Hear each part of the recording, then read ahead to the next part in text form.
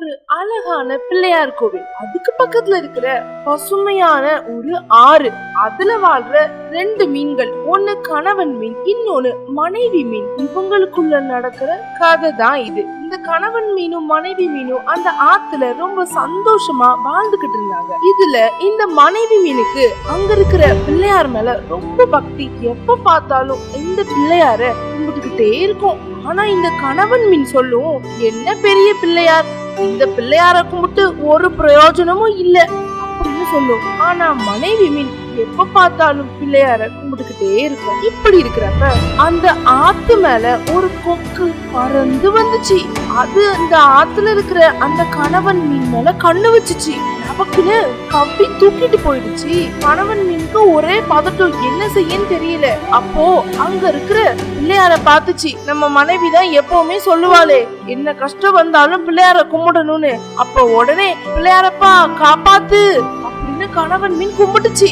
உடனே பிள்ளையார் என்ன செஞ்சாரு தெரியுமா? பெரிய காத்தையும் புயலையும் கொடுத்தாரு. அப்போ அந்த கொக்குக்கு பறக்கவே முடியல. வாயில வச்சிருந்த கணவன் மீனை கீழே போட்டுருச்சு.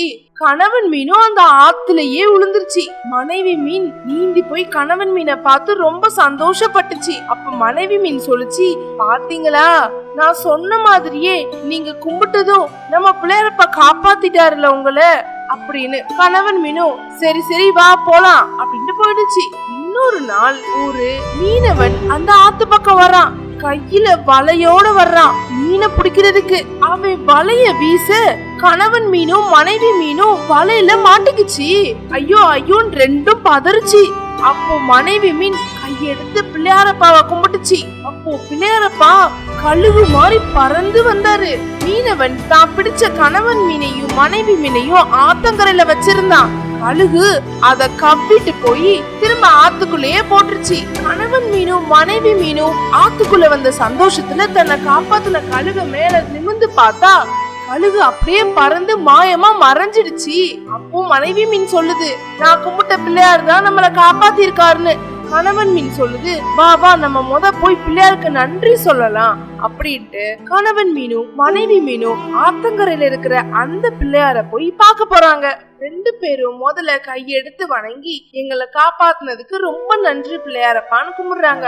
அப்போ கணவன் மீன் கேக்குது, பிள்ளையாரப்பா எனக்கு ஒரு சந்தேகம், அதை நீதான் தீர்த்து வைக்கணும்னு. பிள்ளையாரும் பேசுறாரு. இப்போ சொல்லு மீனே, உனக்கு என்ன சந்தேகம் அப்படின்னு கணவன் மீன் கேட்டுச்சு. நான் தடவை கொக்குட்ட மாட்டினப்போ நான் தான் கும்பிட்டேன், பிள்ளையாரப்பா காப்பாத்துவேன்னு. அப்போ நீங்க என்னைய காப்பாத்துனீங்க. 2வதா நாங்க 2 பேருமே இந்த மீனவன் கிட்ட மாட்டணும். ஆனா நான் உங்களை கும்பிடவே இல்லையே, ஆனா நீங்க எப்படி என்னைய காப்பாத்துனீங்க?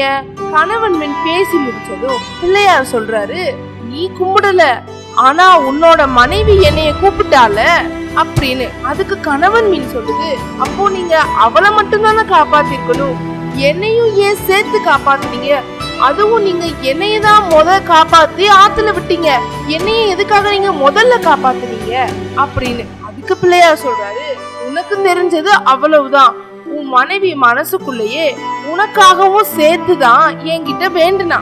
அதனால முதல்ல உன்னைய காப்பாத்துனேன், அதுக்கப்புறம் அவளை காப்பாத்துனேன். நீ இதுல இருந்து ஒண்ணு தெரிஞ்சுக்கணும், எப்பவுமே உனக்காக நீ வேண்டுதல்களை விட மத்தவங்களுக்காக வேண்டுதல்கள் சீக்கிரமா பலிக்கும். மத்தவங்க நமக்காக வேண்டணும்னா நாம மத்தவங்களுக்கு பல நன்மைகள் செஞ்சிருக்கணும், மத்தவங்களுக்கு நல்லது நடக்கணும்னு நினைக்கணும், மத்தவங்களுக்காகவும் பிரார்த்தனை பண்ணணும். அப்பதான் மத்தவங்க நமக்காக நல்லது நினைப்பாங்க. உனக்கு இப்ப புரிஞ்சிருக்கும்னு நினைக்கிறேன் அப்படின்னு பிள்ளையார் சொல்லி முடிக்கிறாரு. அப்போ கணவன் மீன் சொல்லுது, ஆமா பிள்ளையாரப்பா, இப்பதான் எனக்கு உண்மையிலேயே எது உண்மைன்னு புரியுது அப்படின்னு. இதோட நீதி என்னன்னா, எப்பவுமே நாம நம்மளை பத்தி மட்டுமே நினைக்காம மத்தவங்கள பத்தியும் நினைக்கணும். நன்றி.